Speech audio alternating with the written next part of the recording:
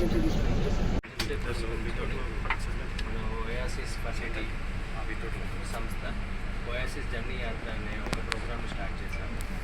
ఇది మన ఏపీ తెలంగాణ రెండు స్టేట్లలో మన బస్సులో డాక్టర్ గారు, వైద్యురాలు, దాంతోపాటు టెక్నీషియన్, నర్సు వీళ్ళందరూ ఇందులో వెళ్తూ ఒక్కొక్క రోజు ఒక్కొక్క డిస్టిక్లో ఉండి దాని యొక్క ఫర్టిలిటీ సంబంధించిన ఏమైనా సమస్యలు ఉన్న వారి యొక్క ఏరియాలో ఉన్న వారితో మాట్లాడుతూ వారికి ఏమైనా డౌట్స్ ఉన్నా క్లారిఫై చేస్తూ మొత్తం 35 రోజులు ఈ బస్సుని మొత్తం రెండు స్టేట్లలో తిప్పడం జరుగుతుంది.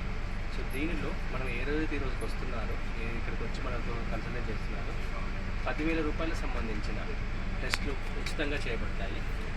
దీని తర్వాత ఇద్దరికి మదరు ఫాదర్ అంటే హస్బెండ్కి వైఫ్కి వాళ్ళు mother to be father to be కావడానికి ఏమైనా సమస్యలు ఉన్నా తెలుసుకొని వాళ్ళు దీని ఒక ఆఫర్ని ఉపయోగించుకొని మా అభిప్రాయం.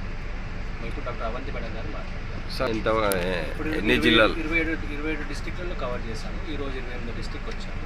ఇంకా మనకి మొత్తం ఇంకో 7 డిస్ట్రిక్ట్లు కవర్ చేస్తాము. అవంతి వెళ్ళాలా ఫర్టిలిటీ కన్సల్టెంట్. సో మన ఓఎసిస్ చేపట్టిన ఇది న్యూ క్యాంపెయిన్ అనమాట, జననీ యాత్ర అని.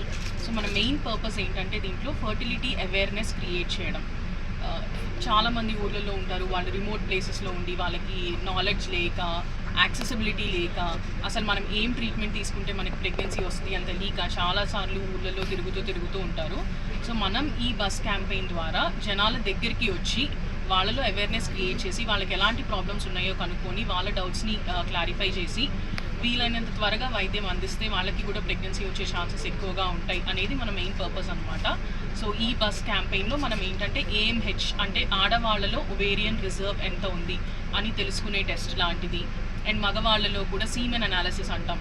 సో సీమెన్ కౌంట్ ఎంత ఉంది, స్పర్మ్ పారామీటర్స్ ఎలా ఉన్నాయి, మనకి ప్రెగ్నెన్సీ రావడానికి ఎలాంటి ట్రీట్మెంట్ తీసుకుంటే బెటర్, అలాంటి బేసిక్ టెస్ట్లు అన్నీ చేసి అండ్ మన సెంటర్లో స్కాన్ కూడా అవన్నీ చేసి ఇవాల్యుయేట్ చేసి ఏదైతే బెటర్ అని వాళ్ళకి అడ్వైస్ చేస్తాం.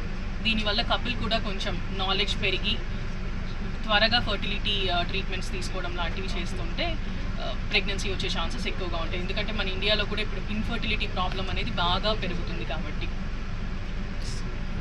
Thank you.